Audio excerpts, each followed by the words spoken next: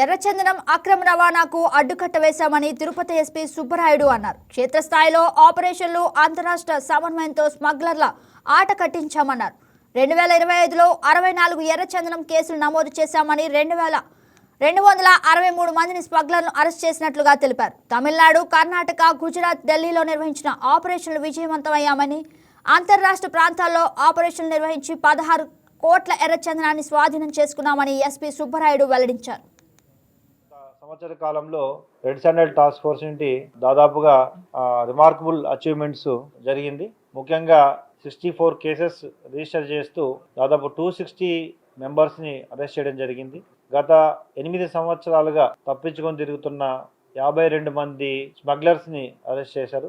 దాదాపు సంవత్సర కాలంలో 47 కోట్ల విలువైన 35.5 టన్నుల బరువు గల ఎర్రచందనాన్ని మరియు 63 వెహికల్స్ని స్వాధీనం చేసుకొని సీజ్ చేయడం జరిగింది. ఇందులో రిపీటెడ్గా హ్యాబిచువల్గా ఎవరైతే అఫెన్సెస్లో ఇన్వాల్వ్ అవుతున్నారో వారిపై పీడియాట్రిక్ పెట్టడం కూడా, ముఖ్యంగా రెడ్ శాండల్ని ఇల్లీగల్ ట్రాన్స్పోర్టేషన్ని కంట్రోల్ చేయాలనే ఒక ప్రధాన ధ్యేయంతో రెడ్ శాండల్ టాస్క్ ఫోర్స్ మరియు ఫారెస్ట్ విభాగాలు రెండు కలిసి పూర్తిగా సహకరించుకొని పనిచేయడం జరిగింది ఈ సంవత్సరం. ఇందులో ముఖ్యంగా ఇంటర్ స్టేట్ ఆపరేషన్స్ని చాలా కోఆపరేషన్తో పూర్తిగా ఛేదించడం జరిగింది. అదేవిధంగా ఈ సంవత్సరం దాదాపు కోర్ట్ మానిటరింగ్ సిస్టమ్ని పూర్తిగా ఎఫెక్టివ్గా పనిచేయడం వలన 88% కన్విక్షన్ని సాధించడం జరిగింది. 2024లో ఉన్న 33% కన్విక్షన్ నుండి 25లో ఈరోజు 88% కన్విక్షన్ని సాధించడం జరిగింది. టోటల్గా 25 కేసెస్లో కన్విక్షన్ని తీసుకురావడం జరిగింది. అంతేకాకుండా లాస్ట్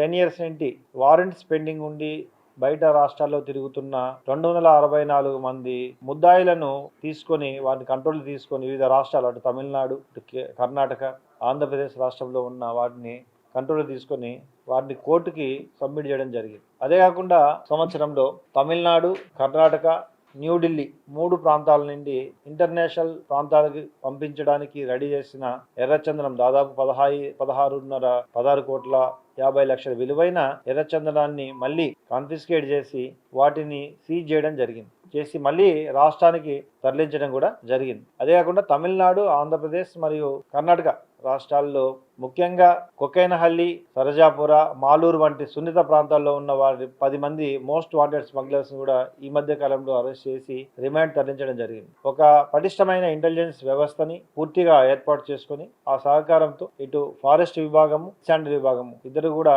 ఒక కోఆపరేటివ్ మేనర్తో పనిచేయడం వల్లే ఈ అచీవ్మెంట్స్ అన్ని కూడా సాధ్యమైనాయి. ముఖ్యంగా చెప్పుకోదగ్గ విషయాల్లో first time red sandal task force యొక్క చరిత్రలో ఈ ప్రాపర్టీస్ని కూడా ఐడెంటిఫై చేసి ఎవరైతే హ్యాబిచువల్ అఫెండర్స్గా ఉంటూ వారు కంటిన్యూగా ఇంకా అఫెన్సెస్ చేస్తున్నారు వాళ్ళ ప్రాపర్టీస్ ఐడెంటిఫై చేసి ప్రాపర్టీస్ని కూడా కోర్టు ద్వారా కాన్ఫిస్కేట్ చేయడానికి కూడా విచారణ ప్రారంభించారు. ఇందులో భాగంగా 2 ముద్దాయిలపై ప్రాసెస్ అనేది కొనసాగుతూ ఉంది. దీనివల్ల రాబోయే రోజుల్లో ఎవరైతే ఈ రెడ్ శాండల్ టాస్క్ ఫోర్స్లో ఎక్కువగా ఇల్లీగల్ ట్రాన్స్పోర్టేషన్ చేసి ఆస్తులు సంపాదిస్తారో వారి ఆస్తులు కూడా కాన్ఫిస్కేట్ కోర్టు ముందు ఉంచడం జరుగుతుంది. సో ఇదే విధంగా సంవత్సరంలో దాదాపు 4 రాష్ట్రాల నుండి ఇంటర్నేషనల్ లెవెల్లో పంపడానికి రెడీగా ఉన్న రెడ్ శాండల్ సంపదని మళ్ళీ వెనక్కి తీసుకురావడం, పీడియాక్ట్ పెట్టడం, 88% కన్విక్షన్ ని సాధించడం, ప్రాపర్టీస్ కాన్ఫిస్కేషన్ కి వెళ్ళడం, ఇవన్నీ కూడా ఒక రిమార్కబుల్ అచీవ్మెంట్స్. ఇవన్నీ కూడా అటు ఫారెస్ట్ విభాగము, రెడ్ శాండల్ టాస్క్ ఫోర్స్ విభాగము కలిసి ఒక కోఆపరేషన్ తో పనిచేయడం వల్ల సాధ్యమైంది.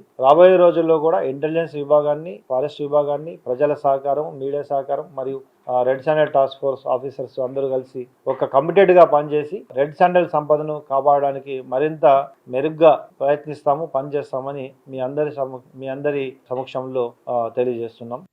హాయ్ వ్యూయర్స్, ఈ వీడియో మీకు నచ్చినట్లయితే లైక్ కొట్టి షేర్ చేసి వైకే టీవీని సబ్స్క్రైబ్ చేసుకోండి.